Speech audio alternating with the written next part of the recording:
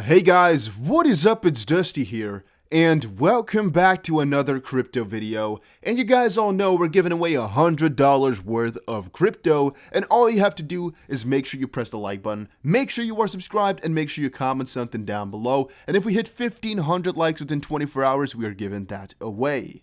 Having said that, put down in the comment section if, yes or no, you have bought crypto in the last year. I'm talking 12 months, not 2021. Alright, but just put down below, yes, I bought, or no, I haven't. And it could also be cool to put down below what crypto you've actually bought.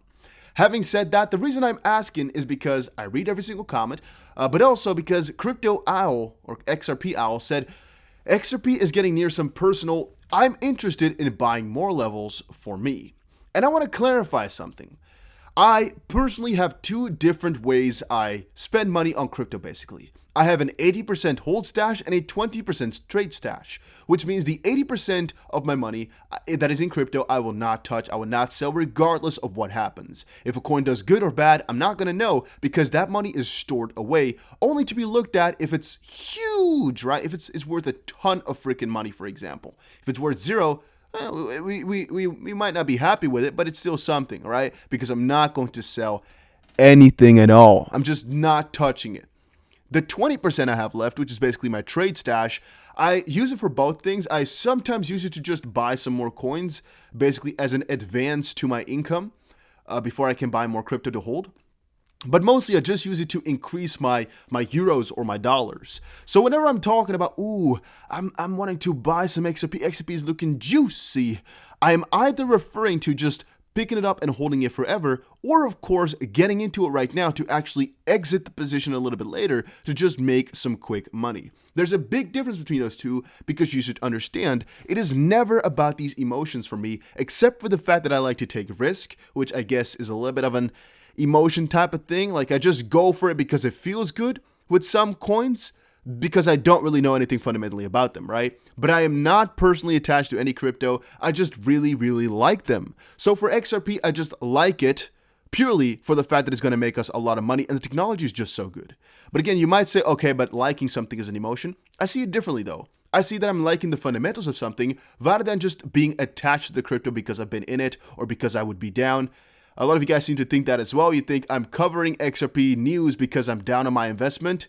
How laughable is that? That's definitely not the case. On a different end though, even if I were, what would be the matter with that? I can still cover whatever crypto I want to talk about, right? I'm personally involved in this crypto. I like it. I'm holding it. And I've covered crypto before that I don't even hold, right? That's mostly just because I want to inform you about what's going on in the crypto realm. Not even for my... Even think about this. Is there anything I could gain on XRP price by covering it? Do you think the XRP price will really go up? So if I would talk about Ethereum or XRP, do you think that would make a difference for me then? If I were to talk about XRP or Ethereum? Like the price is going to move from that. If I talk about a coin that's 4,000th place, it has $8 of volume a day. Yeah, all right, I could pump and dump that possibly. But talking about a coin with billions of dollars inside, that's not going to do anything, guys. So calling a shill or anything like that is just the coin I like the most. I've talked about it for a very long while here. I think the manipulation is great. Again, in a negative sense, but just severely happening right now. And let's take a good look at that, for example, here. XRP price is being artificially suppressed by lawsuit, claims lawyer. I've thought about it for a little while, right? And I keep thinking about these lawsuits and keep thinking about these situations because they're just very annoying and very hurtful, in my opinion. I've thought about it. Really, where would XRP be had this lawsuit not been there? And even if it weren't there, wouldn't there have been another lawsuit? Because if you take a look, Hogan wasn't done, however, with the attorney going on to add, in my opinion, the upside to XRP, especially in the short term, greatly outweighs the downside by at least 2 to 3 times. The popular attorney also suggested that XRP's price has been artificially suppressed by the current lawsuit against Ripple, and according to Hogan, whatever the conclusion is, it won't be a death blow to Ripple. Quote, my conclusion is that the most likely outcome of the SEC lawsuit would be a settlement involving a large fine or penalty for the sales from 2013 to 14 and maybe 2015, and some sort of control or limitation on the sale of the escrowed XRP, which is exactly what I think too. However, I would like to add here that there have been Ripple lawsuits for the longest amount of time. And sometimes I think about it, what if this lawsuit runs out and just a new one comes, where every single time there's just something holding XRP/Ripple down? Because you shouldn't think that the SEC is the only party to ever sue Ripple. We can see it right now that Florida man, I believe, right, has also sued. Wait, we can see it at the top here. I think it's Florida. Yeah, Florida man has also decided to sue Ripple again.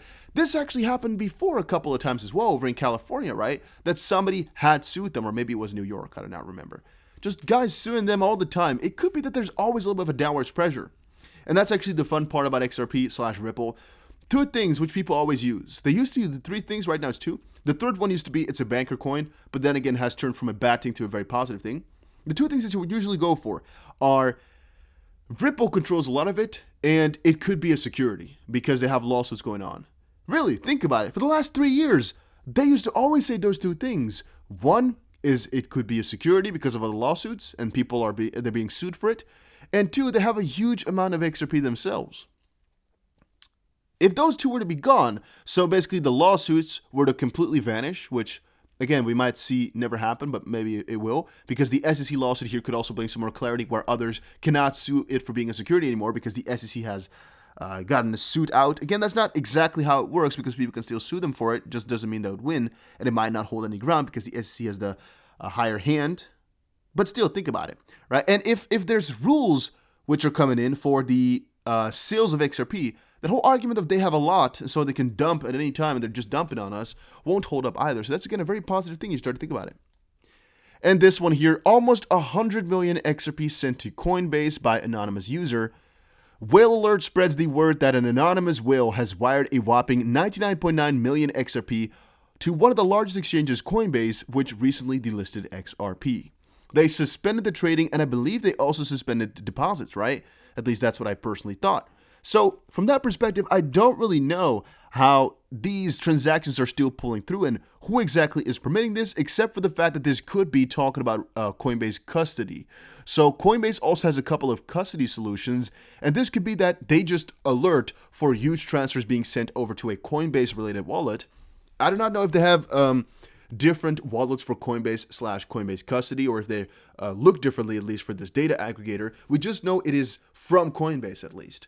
Right, and I'm just thinking it could be that some big trader just wants to stash his $30 million over in a Coinbase-related wallet. Doesn't actually mean that Coinbase can still trade you XRP or something like that. But on a different end, it could also be that, OTC, basically over the counter, or some other type of sales are still allowed by Coinbase, but just from people that they know will not sue them, basically, or that they have a personal agreement with. Because if you're thinking here, $30 million, you can definitely get yourself a little bit of an agreement going with an exchange because they can make a fee off of you. And you might just have to agree to the fact that even if it is a security and you're trading it, yada, yada, yada, it's your own fault, your own risk, blah, blah, blah, blah, blah. And I don't think Coinbase really cares for exactly what happens to it. Another point I'd like to make here or think about sometimes is the fact that Coinbase, probably themselves, own a huge chunk of XRP too. Like just Coinbase themselves. Now, I'm not talking about others that are holding it, but just Coinbase themselves. Sometimes I think about that, like, hey, what's going to happen to all the XRP that's owned by Coinbase themselves? Are they going to dump it on another exchange then, or how are they going to get money from it then if they cannot hold it anymore or something along those lines? I really am not too aware of all those things. As you have most likely noticed, I am not too good with all the laws, especially the ones regarding securities and exactly how it would turn out, because the way I see it right now is XRP would just be a security in the US, but not a security everywhere else around the world. So if Ripple is based in another country, then XRP will still be classified as security in the US. So they either have to register to become an official security, basically, but then the whole procedure is different. But then again, can they still hold it, or do you have to sell it all? If they do have to sell it all, then that would be really, really stupid because the SEC then made an even bigger mistake. If they can just hold it, but then it's a security, then there's most likely different rules, right? Where everything has to be locked perfectly and tracked, which also would be annoying.